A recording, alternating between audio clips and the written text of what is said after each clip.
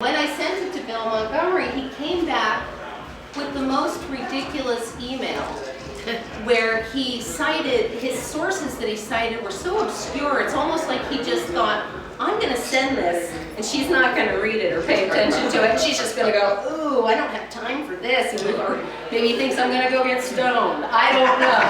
Forget it. I'm going to pay attention to the stuff you say. And when you say it, guess what? If it doesn't wash, we've got to talk about it. Well, it didn't wash. It's horrible. I sent his email to the chairman of the campaign. I sent his email to a couple people that can use it later, just so you know. And, you know, this information, our information is solid, your information is ridiculous. You're referring to things that Kevin Sabbath says. We all know who Kevin Sabbath is now. Top prohibitionist in the country. I'm sorry, Bill. It just doesn't wash.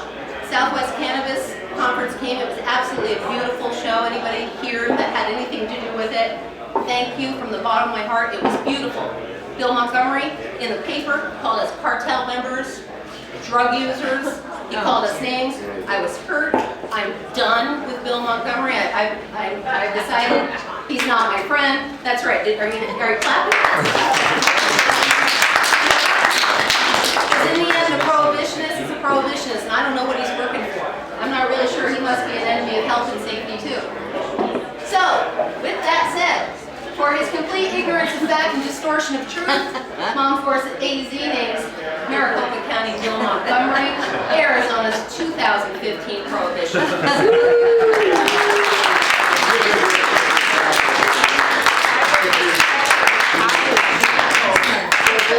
I said I would have expected her to tie with Sheila Folks. Well, you know, and some people really wanted to, they said, what about Sheila?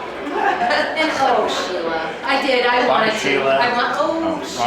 Yes, I'm sorry, there's a song like that.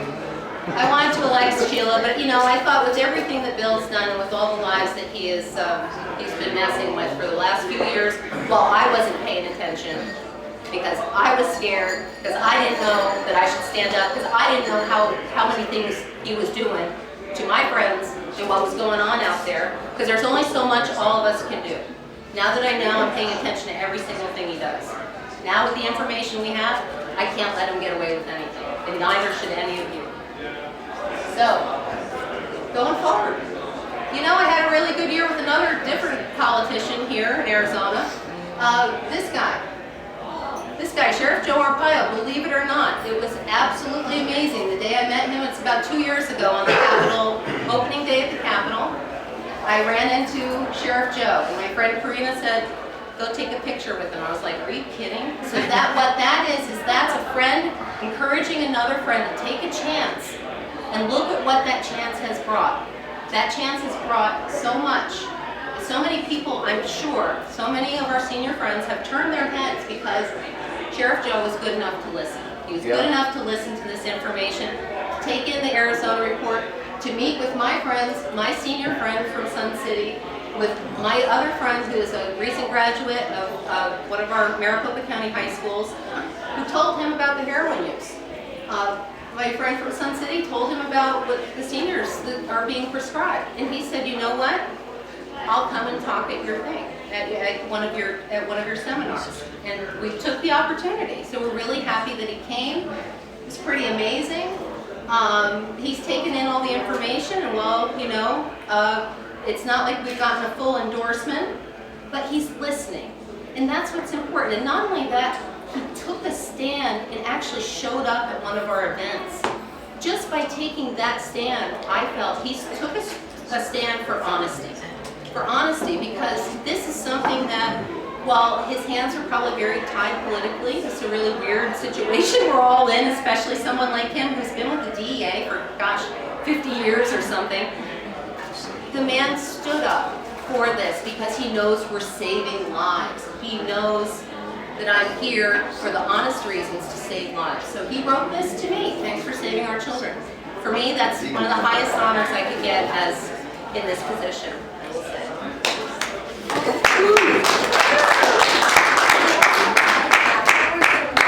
So, for valor in the face of politics and standing up for health, truth, and safety, Mom Force AZ names Maricopa County Sheriff Joe Arpaio Arizona's bravest elected official.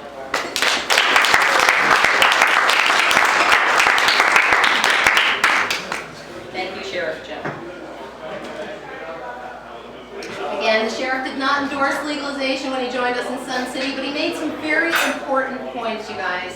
He said, I care deeply about America's veterans and their well-being and their health. I do believe medical marijuana is a medicine that's helping people. I believe doctors should be able to write a prescription for this just like any other medicine.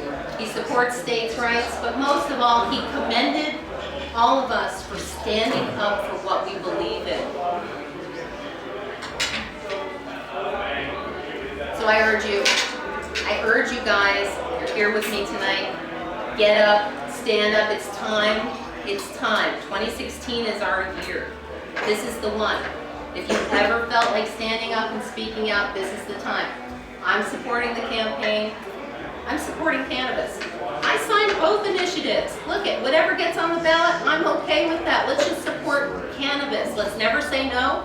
Let's support everything. We need you. We need you very much. And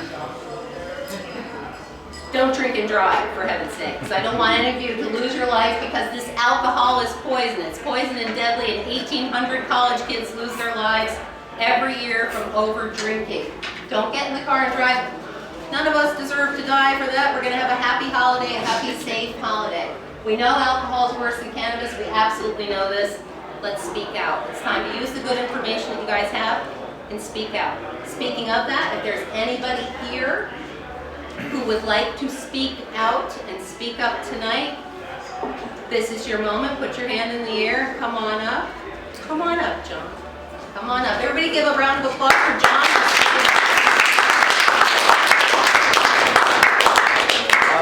Just a quick note, my name is John and I work in public safety as a firefighter paramedic for over 10 years. I've been on thousands and thousands of the worst calls that you can ever imagine.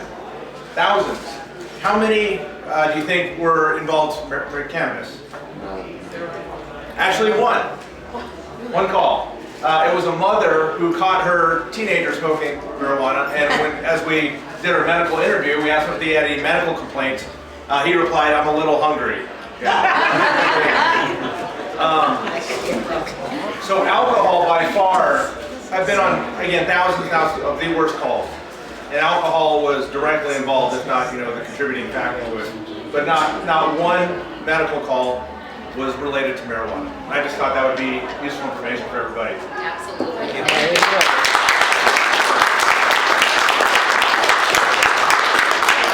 Our firefighters, our paramedics, even our police, they all know when you talk to them on an individual basis, they kind of really know what's a safer choice. Is there anybody else that would like to throw in some 2 cents tonight? Come up. Sure. Come on up. Everybody give Ida a big round of applause.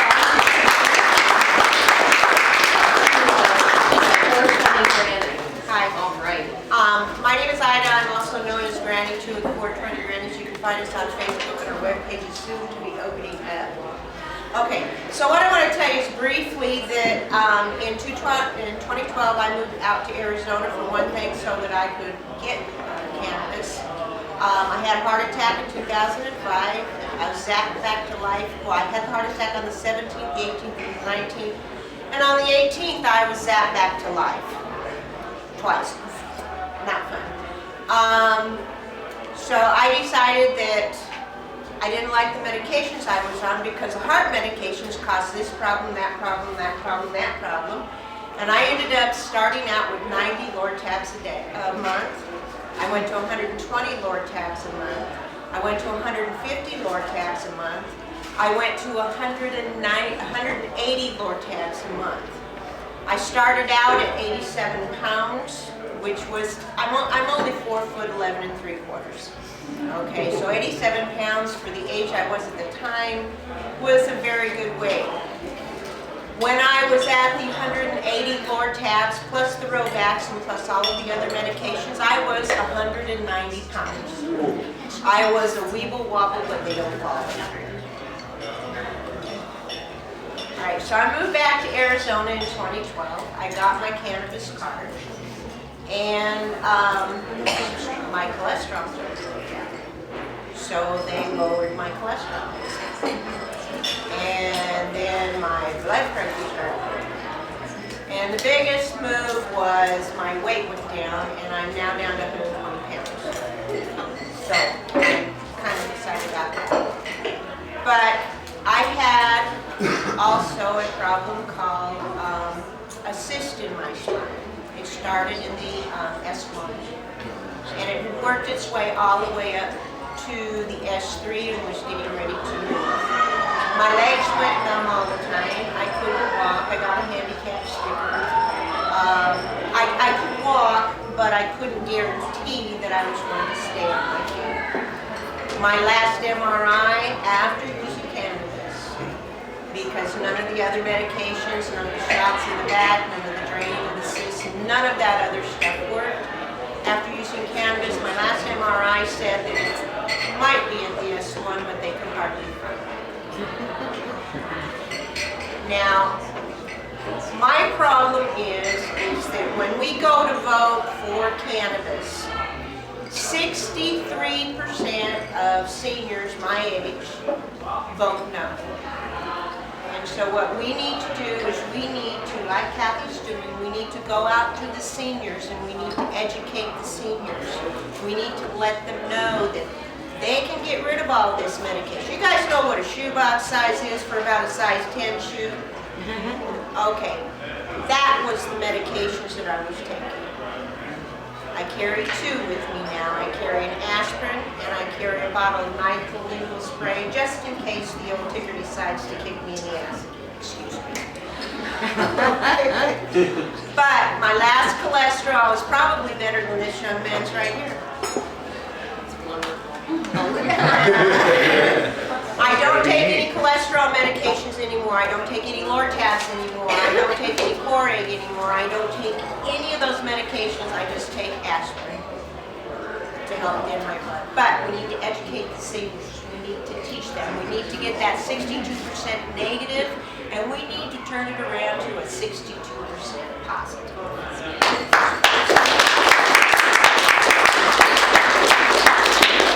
Absolutely, that's what I'm talking about. I mean, not only is that one of our greatest it is our greatest voting block.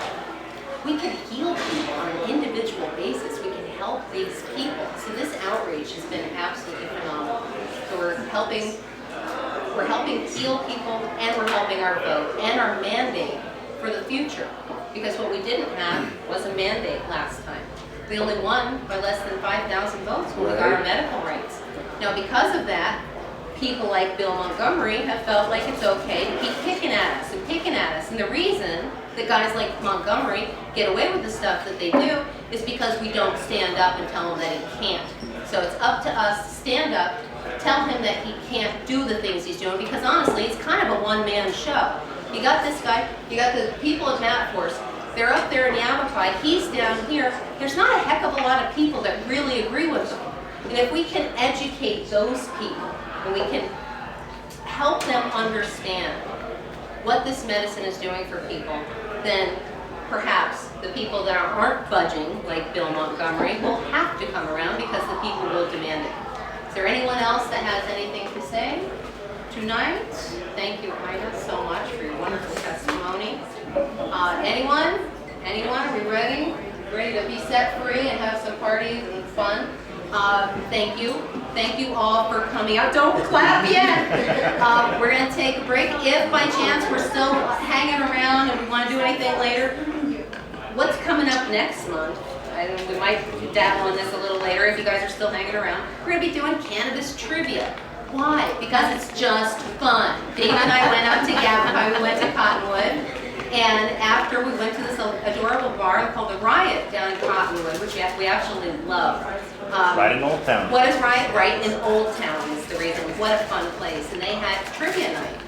And so I credit them. We watched the trivia night, we participated, and I thought, you know what, we can do that at our meeting. So next month, every third Tuesday, we're going to be in here, we're going to do cannabis trivia.